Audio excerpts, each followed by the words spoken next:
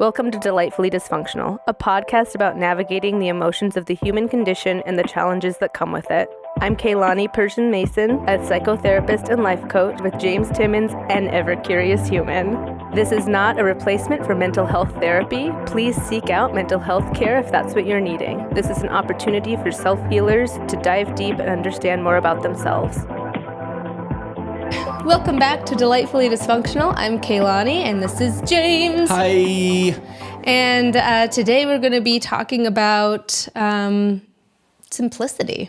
Okay. The importance of simplicity and how too much busyness can get in the way. We kind of are, I think, as a culture, in a disease of being too busy. Okay. And this episode is inspired by the book that I'm reading right now, The Ruthless Elimination of Hurry, by John Mark Comer.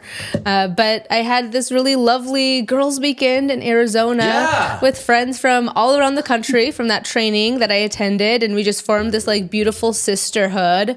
And that was a lot of the conversation that all of us were realizing in different ways was the need to slow down and how do you pump those brakes and just savoring these sweet moments that we get. Yeah, just to be present. Yeah. Yeah, that's actually a lesson that I'm kind of learning lately is that my anxiety is usually because I'm trying to predict the future or I'm either stuck in ruminating in the past or trying to predict the future. Whereas like all you have is the present, you know? Mm-hmm. Yeah, that's exactly it. We can be living either just perseverating about the what if, or that's a word I've never heard before. Or overthinking the past and ruminating. And that's the number one factor when we kind of have identified in past studies different negative habits, negative thinking styles, and that rumination is one that will just constantly lead you to feeling despair and other and deep shame or guilt. Yeah. So it's not a very productive way to live, but it tends to be maybe a little bit more easy and automatic for some people. Totally. Yeah. And so it's almost like dismantling or deconstructing that like old habit. So like I'm super excited to talk about this. Yeah. Okay. Yeah. So let's talk about the 12 just talking points and takeaways from this book. Okay. We're in this cultural epidemic of hurry. He calls it like pathological busyness. And boy, do I notice that and feel that. I feel like that describes even a lot of my childhood, but now it's being normalized like generation to generation. And I feel like amplified, like I see my friends whose kids are in sports and when is there ever just family time to be home? It seems impossible. Totally.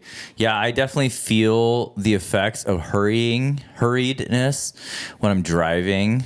Right. Especially here because we have like notoriously known for slow drivers.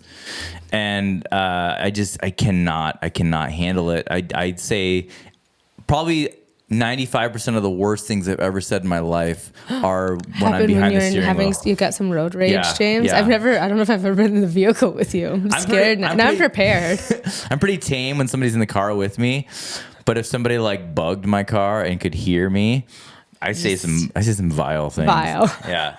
And I try to like say it like really like enunciate so that people can read my lips. Oh, yeah. You know what's funny? My mom would always compliment people. Oh, honey. No. Sweetie pie. Like passive aggressive. Yeah. I do that. I go, oh, hey buddy, you can go. You got it. You can do it. You can do it.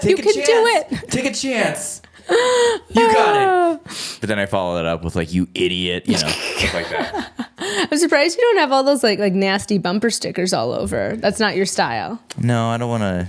Yeah, no, No, you're not advertising that this is what's happening. Right. I want to make eye contact. I want you to see my anger. Sear into their soul.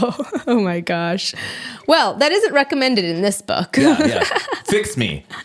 Well, just this constant, our society glorifying busyness. Who stayed at the office longer? Who's hustling more? And that type of mindset, or who's, out momming or out dadding the others by how much they're taxiing their children around and how many activities they're signed up in. Yeah. It's just leading to stress and burnout and ultimately a lack of fulfillment. Like those aren't things that really make us happy. Yeah. And it's hard. I think a lot of connection for kids is coming more so from those like group activities than maybe the family home system. Yeah. And I don't know that I have an answer for that, because I also know that that sense of community is important. Yeah. So he also discusses the spiritual implications and how this affects our spiritual lives when we live in such a hurried fashion. When do you have time to connect to that higher power? Yeah. When do you have time to slow down and like really experience rest and peace? And it makes me really grateful for my childhood not having had social media and smartphones. There was a lot of times of boredom, probably like maybe too much, because then it led me to read books like Man's Search for Meaning at a really young age and really dive into like Wayne Dyer and people who are really talking about existential issues. But you know, the slow walk home from the bus stop, the road trip when you're just staring out the window, that's where deep insights can come. Totally. Yeah, no, I like that, how to kind of bring it to like a spiritual element, because one of the best ways to like force yourself into the present is by giving gratitudes. And a lot of people, it's like, you know, we like to give gratitude to something or to someone. And so, that's brilliant. Because every morning I try to have the discipline of like, thank you for this day. Right. Thank you for this and this and this and this. And that really, because I feel like the place that I want to be in like a year can only be achieved by really putting my all in each individual day, you know, to where it compounds into like because like the future is the byproduct of the present, obviously. But then when you're when you're focused more on the future than you are of the present, then you're kind of missing the point. Right. You're not understanding how you're going to get to the future, you know? Right. You have to live it to find that space. And I think that maybe instead of, you know, feeling proud of ourselves at the end of the day for the amount of productiveness we had, or, you know, what we were able to create or check off the to-do list, it could be, how kind was I to myself and others? Right. Yeah. How much did I practice a mindset of just contentment and simplicity? Totally. Yeah. And like do it. And that I feel like could be like, did I do my best in everything? You know, not did I outperform everyone, but did I genuinely try? Yeah, like, and our best changes, right? If we're sick, if it's a hard day, if it's, you know, an anniversary of something that was challenging, we should give ourselves grace in those moments too, and know that like that truly means sitting with yourself, having a moment of stillness, and deciding what is my best, what can I put forth, and what am I needing. Totally. Yeah. When I was like in my place of like rock bottom, sometimes my best was just simply not going backwards. Right. Where like it wasn't a very productive day, but if I was able to like resist an impulse or like just make 1 inch of progress that day, that was my absolute best that day. And then because we kind of beat ourselves up if we like weren't productive to another person's standards. But like, but going back to like the future, a lot of my life, the future was on accident, you know? And so I feel like to really like create that life that you want, it can only be achieved by being present, you know? Yeah, and practicing gratitude. Yeah. So the third point that John Mark Comer makes in this book is having a counterculture practice, to, like an antidote to the hurry, which for so many is some kind of Sabbath. But like, where can you have some silence, some stillness? Yeah. And in my family, we'd been trying to practice that. I think we've got like rocked with being sick. Oh, yeah. And that made it difficult sometimes, but and you can hear the after effects. Yeah. Yeah. It's like still lingering. Sorry. But I love time outside and dedicating like our Sunday to being outside. And I think the next step does need to be like, can we turn off our phones? Yeah. Which that's a little bit trickier in both of our lines of work. Like if a client is in crisis, I want to have my phone nearby, although most of my clients are in a much more maintenance space. But, and again, my husband, he kind of needs to have his phone on him too. But to get to a point, that's a beautiful goal. And what I didn't know, I learned this recently. My friend Lara lives in what's called, I think it's called a blue zone, but it's areas that keep and still practice a Sabbath. Like it is not, it's part of the code that businesses can't be open on Sunday. Oh, nice. And I thought, yeah, that would just force such a slowdown. Like, how much more full would the parks be? And where does she live? It's over in New Jersey. It's on, I know, but I mean, and like you can still incorporate a Sabbath within your home, is what I'm saying. And like, think maybe about with your family, like, what would that entail? What would it mean to slow down or disconnect or, you know, spend time in nature, practice gratitude? What activities are going to work around that? And for a lot of people, that does include going to church or having some kind of a spiritual practice tied to the day and the time. Totally. And like one thing that I always advise people, like when they want to get into shape, and then they get all extreme about it, I always say you have to take one day off a week at least, because your body has to have that one day of rest is just as important as the 6 days of like beating yourself up or, you know, exercising.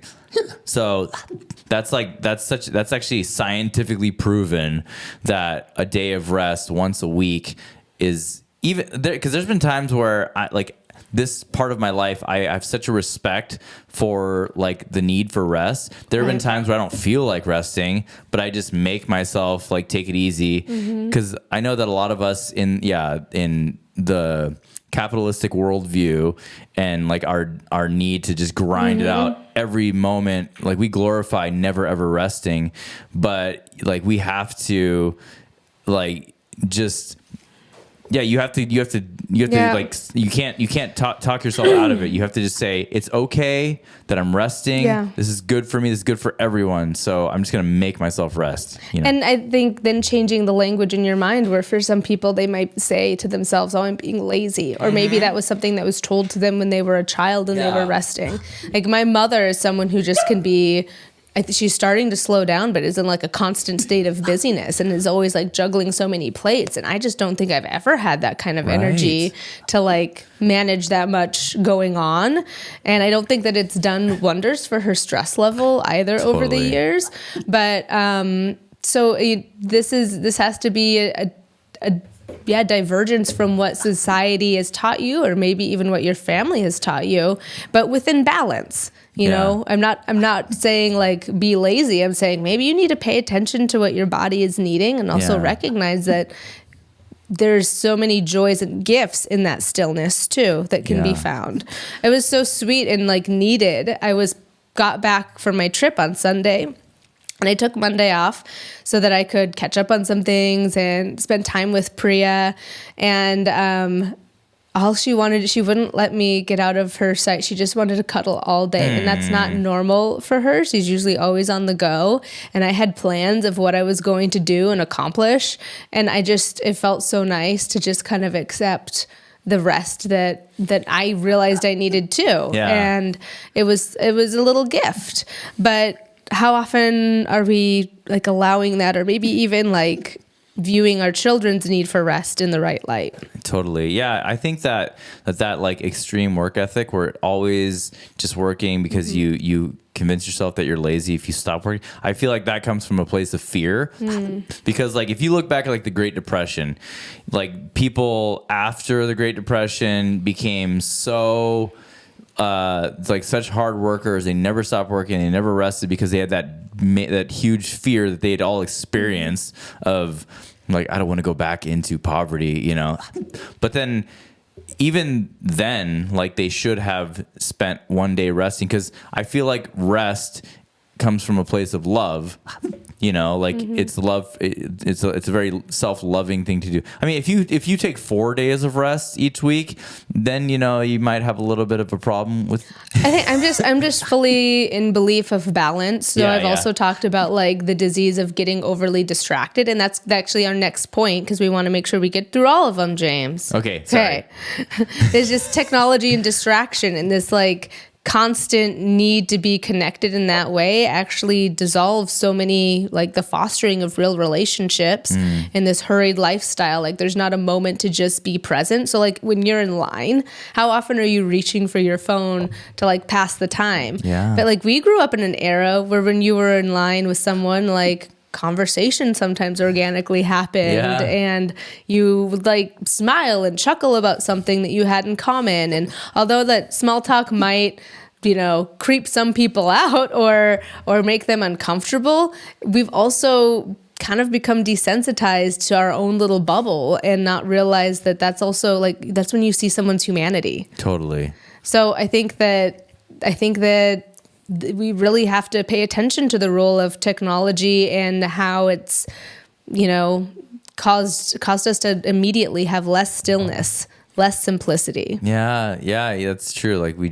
can't sit still right now. And there's always an easy out to like, for our mind to go to, instead of sometimes in those moments, there's hard truths we have to sit with. Yeah. We should be reflecting on our behavior. We should be having intention for the future. And you can just be living on autopilot so easily because every app is designed to steal your attention. Totally. Yeah. And it's like, we're almost compulsive. I check 3 different apps compulsively all day long, and it's making me want to start up the social media cleanse again. Oh yeah, when did we do that? Was it August of last year? I think so. It's making me want, like, maybe I need to do it seasonally. Yeah, it's such a good reminder, and it's also like just putting my phone in a different room when I'm doing something has also made a world of difference.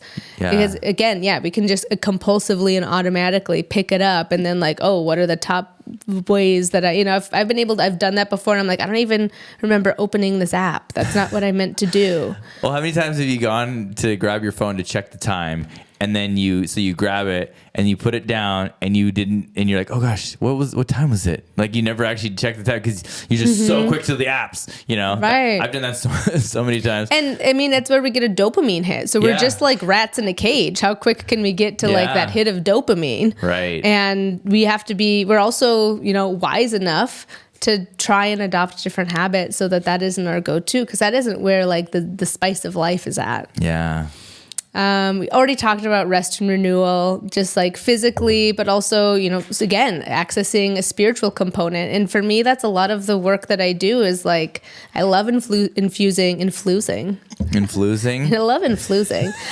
I love infusing a dose of spirituality. And that's not me pushing my spiritual beliefs. I like respect each person that I work with.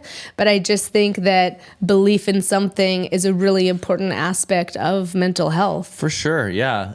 Lately I've discovered that there's physical health, mental health, spiritual health, emotional health. Financial health? Yeah, financial health, for sure. But usually financial health is like a byproduct of everything being aligned. Good. Yeah. Yeah, I would say so too. And, even people who are more atheists that I work with, I guess that's even within the realm of like, can you be in wonder and awe still about like how amazing it is that this is the planet we live on and that we have everything that we need? Like wonder and awe maybe is even a better way to describe spirituality for me. If you have a dose of that, then like we can work well together. Yeah. Intentional living. We talk a lot about that. You're not going to be able to get to where you're wanting to go if you're not like intentionally pursuing it. And to try and that means like eliminating the distractions and updating your commitments to that path, giving yourself check-ins.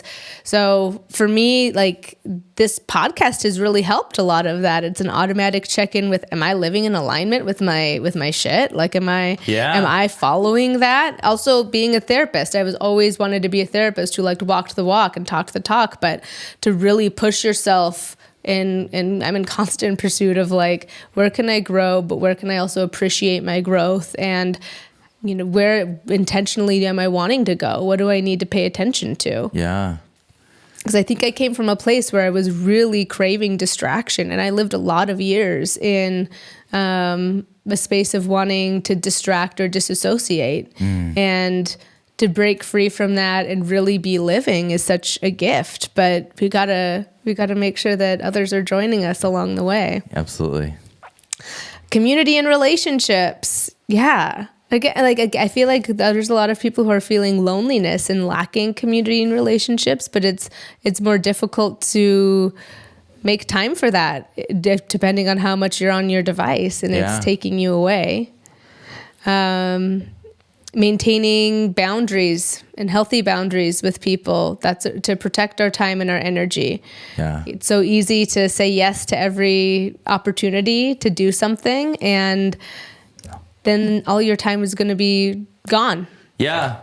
Yeah. I mean, it's crazy. Everything you're talking about is, just for like us recovering people pleasers. Yeah. We are like the ultimate people who are vulnerable to this virtual community, right? Like saying, like not having boundaries, saying yes to too much, but not being present with like the people that are near us.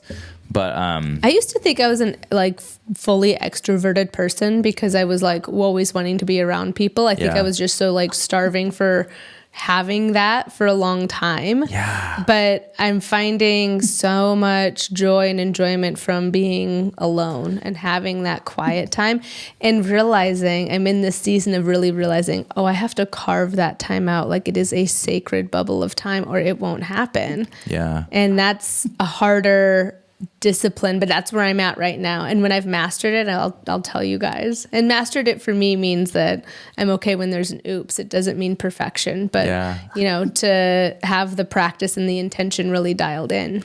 Yeah, no, what you just said there, like I'm about a mile down behind you on that same road with like, cause I have said recently, like I'm an extreme extrovert, but now that you say that, I do realize I went through a long season of like severe loneliness. Yeah. But now life is becoming balanced. Like I'm finding my people, and I don't feel as much of a need to like go find ways to be around people because but it feels you different when it's the right kind of people. Right. Exactly. Yeah. So I'm thankful for today. That's a cool today. realization. Yeah. Cultivating presence. I mean, that's basically what we've been sprinkling in and talking about. Embracing simplicity. That was something. I went to go visit a friend up in Vancouver, and she lived such a simple life that it was like really eye-opening. Like she's grinding her own coffee and coffee beans in the morning and like baking her own bread. And I'm like, wow, how many unnecessary like gadgets do I have in my kitchen? Or, how do we consumerism can complicate things so much, and I'm so guilty of that. So it had me thinking again about like, how I wanted to go home and just like purge so much stuff. I'm still in that phase, and maybe it's that spring cleaning, but it feels so good to like simplify. Yeah, all you need is a bar of soap and a Swiss Army knife. Oh God, is that the bachelor life you lead? Pretty much. Oh dear. Fostering some kind of spiritual practice. Comer talks about prayer and meditation, reading scripture, having a relationship with God, and cultivating inner peace. For me, that looks like my Sunday time outside with my family. Yeah. It means journaling more regularly. It means reading books and poetry that inspire me and help me lead a better life, and doing this, even like being able to talk about it and share just our growth along the way. That feels like a spiritual practice in a way too. It's just about like, I humanly connected with someone about how to live better. Totally. Yeah. And just recognizing that it's a lifelong journey. This is a continual growth path that we're on, because I think again for people pleasers there can also come some perfectionism, and just kind of embracing the journey instead of rushing and hurrying to, there's no like award for most productive human, right, or cleanest house. That's very true. Like I think my worldview is the same as, what's his name? John Comer. Comer. There it is. Okay. So, but I was thinking about like where we align if we have different worldviews. And I feel like the unspoken agreement should be like, we all are curious humans looking for like meaning in life. Yeah. And the only thing that we ask is to like not be antagonistic to other people's worldviews, and like, yeah, just to celebrate each other's curiosities and to come together like with, a desire for understanding. I think there can be so much comparison and competition that really diminishes the enjoyment of life. And maybe for some people that, that's what we would call like a maladaptive coping skill. It worked for a while, maybe in childhood, to feel like you had a sense of self, but really it's just minimized everyone instead of lifted them up. And it, this chasing for something can be a never ending cycle, especially for children who've experienced emotional neglect.